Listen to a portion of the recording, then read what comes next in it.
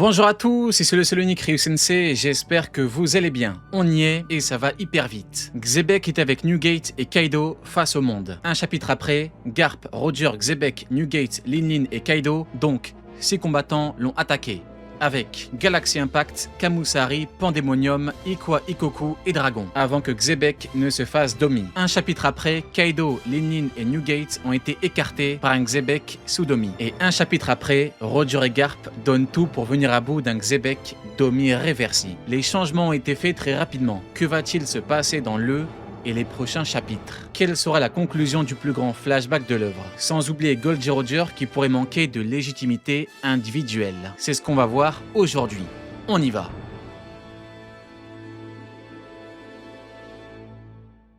Dans un monde gouverné par Imu rempli de boissons sucrées et d'arnaques énergétiques, nous autres pirates des mers cherchons notre One Piece, une boisson qui nous motive sans nous détruire. On recherche un Gear 5, sans crash d'énergie. Comme Luffy qui cherche le plus grand des trésors, nous, on cherche une énergie saine, un vrai goût et surtout zéro bullshit. C'est là que Oli intervient, une boisson que je consomme personnellement depuis plus de 2 ans. Chaque journée je me régale, sans crash, sans sucre, juste du pur kiff et de l'énergie à la Rox du Xebec qui débarque sur God Valley pour annihiler du Chevalier Divin. N'est-ce pas Garling? Quelle humiliation! Oli, c'est la vraie alternative aux sodas et boissons énergisantes classiques. Pas de sucre, pas d'arôme artificiel. C'est comme si Sanji, notre GOAT lui-même, avait préparé une recette pour nous avant de dévoiler son Haki des rois. Chez les Mugiwara, t'as différents styles de combat. Chez Oli, t'as différentes boissons à découvrir. Oli Énergie pour te boost. Oli Ice Tea, parfait pour te régaler toute la journée. Oli Hydratation, pour les jours où t'as besoin de récupérer. Et Oli Milkshake, une pure dinguerie, aussi doux qu'un repas préparé par Tonton Zef. Les saveurs, c'est propre à chacun. Mais mon préféré, c'est cerise. Que ce soit en énergie ou en hydratation. Je vous la conseille, faites-moi confiance. Si tu veux rejoindre l'aventure et te régaler, je te conseille le Starter Pack Deluxe. Le meilleur moyen pour tester toute la gamme sans te tromper. T'as le shaker, aka ton épée noire, ton Kokuto Yuru, et plusieurs sachets pour trouver ton goût préféré. Clique sur mon lien et utilise mon code promo RIO5 pour 5 € sur ta première commande. Et RIO pour 10% sur toutes tes commandes. Retrouve mon lien en description, en commentaire épinglé ou directement via le QR code. Et régale-toi de Oli sans les conneries qu'on retrouve dans les boissons sucrées.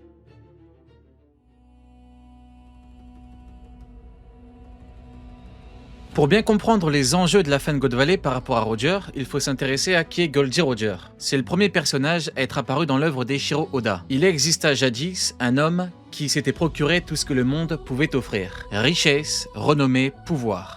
Le roi des pirates. On parle d'un homme qui était au sommet, d'un homme qui a atteint le sommet dans la richesse, la renommée et la puissance. Le mot japonais utilisé est Shikara, qui veut dire force, puissance, capacité physique. On parle de puissance individuelle. Celui qui incarne la puissance, c'est bel et bien Goldie Roger, le roi des pirates. Aux 4 coins du globe, son nom règne sur les océans. Il inspire à la fois crainte et admiration. Même ses ennemis reconnaissaient sa valeur. Et surtout, sa supériorité. À son apogée, Kaido dira que Roger a atteint les sommets sans fruit uniquement via son Haki. Oden, qui a pourtant côtoyé le grand Edward Newgate dans ses meilleures années, dira que c'est un grand homme mais que Roger est hors catégorie. Roger est hors classement. Roger est tellement exceptionnel et unique qu'Oden n'en croyait pas ses yeux. Je suis chanceux, dira-t-il à bord de l'Euro Jackson. Roger est un homme dont la bravoure, la puissance et la volonté ont marqué l'histoire des mers du monde de One Piece. Il était tellement fort qu'il est arrivé en avance. Il a fini le jeu trop tôt. Beaucoup trop tôt. Il a réussi l'impensable, l'improbable, l'impossible. Il a atteint la dernière île qu'il nommera Loaf Tale. Avec son rêve de liberté absolue et totale, il a ouvert la voie à une nouvelle ère de piraterie. Il s'est rendu à la marine et en a profité pour marquer le début de la grande ère des pirates. Il n'y avait qu'un homme, qu'un seul être capable de le faire. Le symbole de liberté, de puissance, d'ambition, de volonté. L'homme qui s'était procuré tout ce que le monde pouvait offrir. Goldie Roger. Quand on parle de puissance, on écoute les puissants. Et qui de mieux que les plus grands pirates et les pirates les plus puissants du monde pour nous parler de Goldie Roger. Blanchounet est un grand homme, mais Roger est hors norme. Oden Kozuki. Sais-tu à quel point le roi des pirates est exceptionnel? Big Mom. Roger a atteint les sommets avec son Haki. Kaido. Avant de mourir, l'immense Barbe Blanche pense à Roger. Avant de mourir, la très grande Big Mom pense à Roger. Shanks est l'héritier de Roger, et son héritier c'est Luffy, le prochain roi des pirates. Il lui a transmis sa volonté et son chapeau de paille. Roger l'a fait pour Shanks, qui l'a fait pour Luffy. Roger incarne l'inarrêtable. Il a atteint la dernière île. Il a tout fait, tout appris, tout compris sur le monde. Et il partage le même rêve que Luffy. Tout ça, c'est Goldie Roger, le roi des pirates.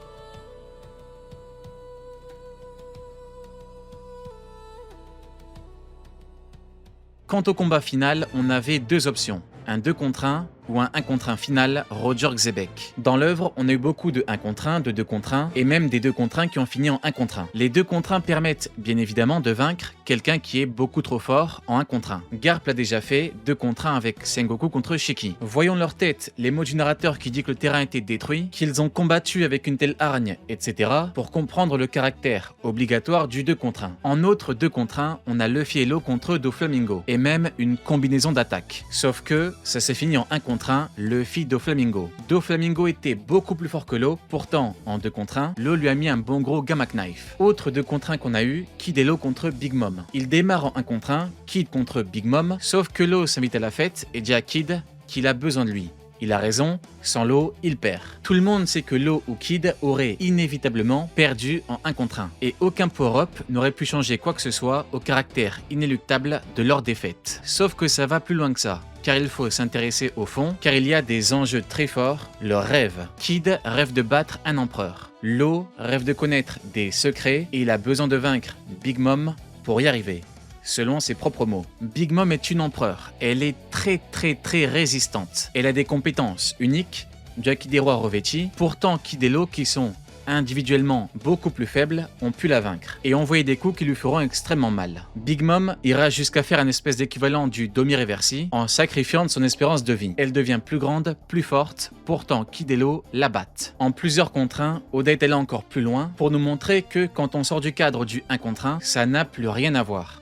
Avec les fourreaux rouges contre Kaido. Kawamatsu fait cracher du sang à Kaido. Inuarashi plante Kaido. Nekomamushi lui envoie un bon gros uppercut, etc. Vous connaissez le combat. Cet exemple illustre ce que je viens de dire. Mais ils n'ont pas gagné, parce que c'est Luffy qui devait battre Kaido, pour tout ce que ça implique. Et justement, en parlant de Luffy, y aurait-il eu un intérêt à ce que Luffy batte Kaido en 2 contre 1? Strictement aucun. Pourtant, la symbolique avec Yamato est belle et forte. L'enfant qui se rebelle contre un père tyrannique, qui sauve le pays, etc. Sauf que la symbolique de victoire en 1 contre 1 de Luffy est beaucoup plus grande. Et que Luffy avait le potentiel pour le vaincre seul. Ce qui nous amène à Goldie Roger contre Xebec. On peut trouver toutes les symboliques du monde au 2 contre 1, ce sera toujours des miettes comparé à une victoire de l'homme qui deviendra le roi des pirates. Mais la question est, avait-il le potentiel pour vaincre Xebec Domi seul? On l'a déjà vu ensemble, Oda écrit que le prime de Roger est Barbe Blanche,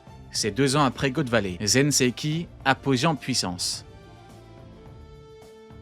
Sauf que ça va plus loin, car Roger était incapable de fendre le ciel en 2 à God Valley à 2 reprises. Contre Newgate, alors que plus tard ils le feront, et contre Xebec, qu'il a fait seul. Le ciel fendu en 2 est un élément graphique que l'auteur utilise pour nous montrer la grande puissance de ses meilleurs combattants, Barbe Blanche et Roger, Big Mom et Kaido, Luffy et Kaido, Joy Boy seul mais en acquis des rois mental, Xebec Domi seul mais cette fois en acquis physique. Roger qui ne parvient pas à fendre le ciel en 2, avait-il le potentiel pour vaincre Xebec seul? Eh bien dans l'absolu, oui. En se transcendant. Il en avait le potentiel car Roger, à son prime, incarne la puissance individuelle, la plus grande des puissances individuelles. Chikara, puissance. C'est cet homme qui l'incarne. Et surtout, il doit faire d'une ère la sienne. L'ère actuelle est l'ère de Xebec, sauf que Xebec va tomber et que Roger aura son ère. En battant Xebec avec Garp, il pose une problématique sur la table. Comment fera-t-il d'une ère la sienne? Quelle légitimité aura-t-il sur le monde et les pirates du monde entier? Après la mort de Xebec, Roger a atteint un niveau tellement grand que personne ne pouvait rivaliser avec lui. Il faudra attendre qu'il soit en phase terminale de maladie incurable pour que seul Barbe Blanche Prime puisse rivaliser avec lui. La légitimité est importante dans la piraterie. Et ce sont entre autres les victoires qui rendent un combattant légitime. Luffy s'est imposé avec une victoire en 1 contre 1. Law et Kid, qui sont les rivaux de Luffy, ont été dépassés à cause de cette victoire. Parce que ce qui les différencie, c'est le caractère de leurs victoires respectives. Un 2 contre 1, un 1 contre 1. La technique Kamusari de Roger, trépas divin, avec trépas, mort et divin, quelque chose de céleste, sacré, surnaturel, ça évoque le fait d'attaquer ce qui s'apparente au céleste. Le nom de la technique n'a pas été choisi au hasard, parce que c'est une expression poétique, qui dit que l'attaque peut éradiquer une vie censée être supérieure. Et là où Roger était présenté comme étant le grand ennemi de Xebec, eh bien en réalité, Roger entretenait une relation amicale avec Xebec. Cette technique a donc été utilisée contre Imu et pas Xebec, qui a été attaqué par Prodige du dieu du feu. Une technique connotée divine, mais qui enlève la notion de mort contre un être céleste. En voyant sa réaction à la toute fin, on comprend que Roger est littéralement dégoûté par ce qu'il fait. Il ne veut pas le faire, mais il doit le faire. Et c'est peut-être ça la clé pour comprendre la problématique Goldie Roger. La fin de Xebec est en réalité un électrochoc. Il n'a pas été capable d'empêcher la fin d'un homme qu'il considère comme un ami. Et c'est ce traumatisme qui va radicalement le changer. Fini le Roger pas concentré. Le Roger qui passe son temps à courir derrière une femme. Place au Goldie Roger déterminé. C'est maintenant que quelque chose d'immense va naître. Une légende, celle de Goldie Roger, le roi des pirates.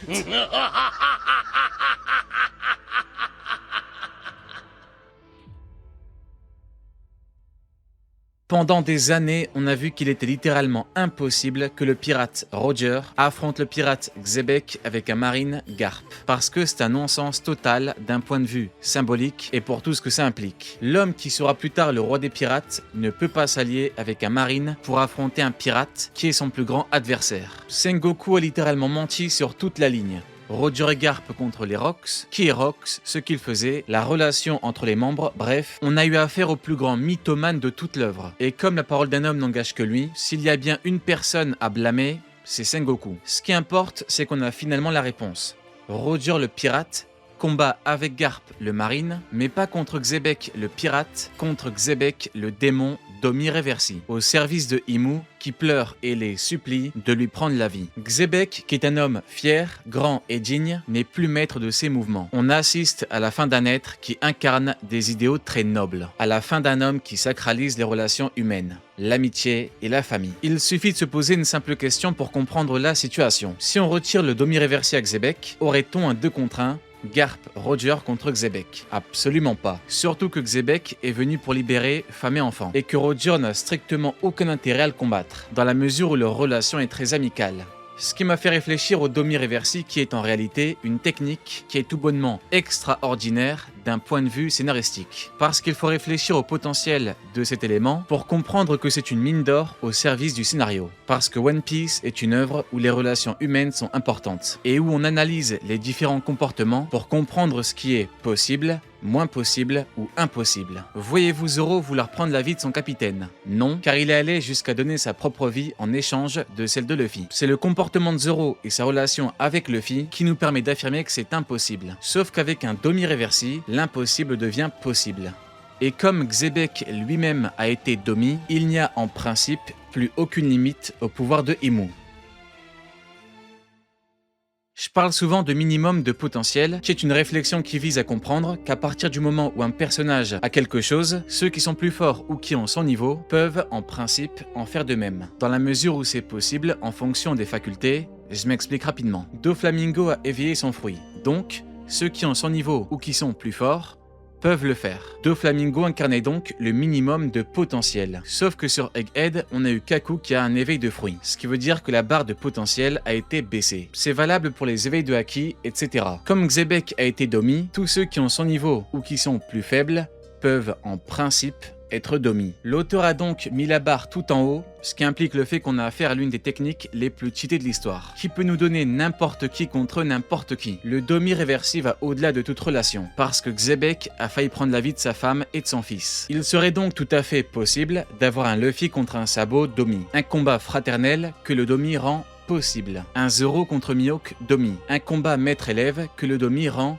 possible, et surtout un combat que le Domi légitime, tout en enlevant le côté un petit peu gênant du combat, maître-élève qui ont une très bonne relation. Alors là, je vais encore plus loin, mais c'est vraiment pour qu'on comprenne tous à quel point le Domi est unique. Sanji sous Domi, n'aurait aucun problème à attaquer Robin ou Nami, ce qui est à l'heure actuelle impossible. Avant d'être Domi Reversi, Xebec a lutté et a parlé à Imu, en lui disant que ce monstre a peur que la volonté de l'ancien roi du monde, Davy J. Jones, ne soit transmise et qu'un jour, quelqu'un vienne tenir cette promesse. Ce qui semble valider l'une de mes plus anciennes théories qui date de plus de 7 ans, sur le roi des Ji. Tout part d'une subtilité linguistique, car la volonté du dé, en japonais, c'est Dino Ichi. Di, de, no, du, ichi, volonté. Sauf que la particule no, qui est une particule de possession ou de relation, peut être traduite par du ou de. L'équivalent direct en anglais, c'est of, will of Di. Sauf qu'en français, on change en fonction du contexte. On a même des choix de traduction comme Luffy au chapeau de paille, Mugiwara no Luffy. On adapte alors que la particule no ne se traduit pas par o. La traduction française a toujours été volonté du dé parce que c'est censé être la volonté d'une lettre,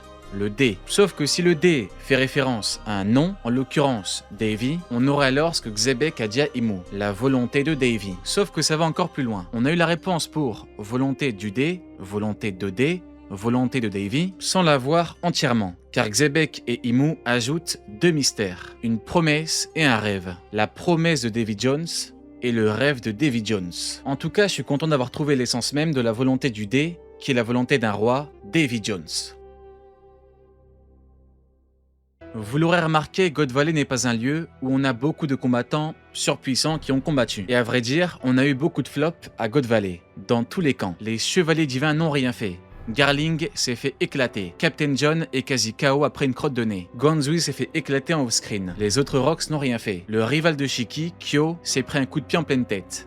Gaban n'a rien fait. Rayleigh a mis une technique à Summers. Tous les autres Rocks et Nakama de Roger n'ont rien fait. Le clash Roger-Newgate n'est pas ouf. Et tous les combattants qui ont attaqué Imu, qui twerk à cause du Haki des rois Joy Boy, ne ressent rien contre eux. Je vous en ai parlé en vidéo, en long, en large et en travers, avant même que God Valley ne commence. Et les chapitres qu'on a eus confirment ma conclusion, qui était qu'en vérité, que ce soit l'équipage de Roger ou l'équipage de Rocks, fallait pas s'attendre à ce que Sengoku nous a vendu. Parce que son mensonge a fait croire à tout le monde qu'il y avait une véritable opposition entre les deux équipages. Ce qui est faux car en vérité, ils sont limite amis. Ils boivent tranquillement ensemble dans un bar. Je rappelle que l'alliance Kaido Big Mom était factuellement une catastrophe sans précédent pour la marine la plus puissante de l'histoire. Ce qui faisait que de fait, les commandants de Rocks ne pouvaient pas être très puissants. Je rappelle également qu'il a été dit qu'entre-temps, ils sont devenus beaucoup plus puissants et que leur puissance n'a plus rien à voir. Sauf qu'il existe un autre élément qui nous permet de comprendre pourquoi est-ce que sur God Valley, ça manque autant de puissance. Parce que 10 ans après God Valley, Kaido dit que les survivants de l'équipage de Rocks vont,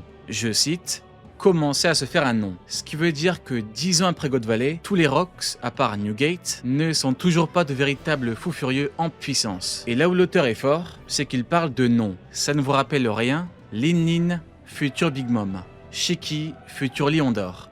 Kyo, futur Hache d'Argent, etc. Ils vont commencer à se faire un nom 10 ans après God Valley. Ce qui fait qu'il est normal que sur God Valley, ça manque autant de puissance. Si vous avez l'impression que c'est le cas, c'est normal. C'est le cas. L'un des éléments graphiques que l'auteur utilise pour nous montrer la puissance des meilleurs combattants, c'est le ciel qui sépare en deux. Il allait jusqu'à montrer que Joy Boy pouvait le faire seul, en haki mental, pour montrer la puissance de Joy Boy. Big Mom et Kaido l'ont fait. Barbe Blanche et Shanks l'ont fait. Luffy Base, Sangear 5 et Kaido l'ont fait. Et là où Roger et Newgate ne l'ont pas fait à God Valley, Roger et Barbe Blanche Prime l'ont fait. La puissance des meilleurs combattants a été banalisée avec le temps, alors qu'on parle de personnages qui font des choses qui traumatiseraient la plupart des combattants de God Valley. Imaginez le Shoryuken de Kaido à God Valley, ou le Bajang de Luffy à God Valley. La vérité, c'est que Imu était terrifié par le potentiel de Xebec, qui aurait pu, avec le temps, tenir la promesse de Davy J. Jones.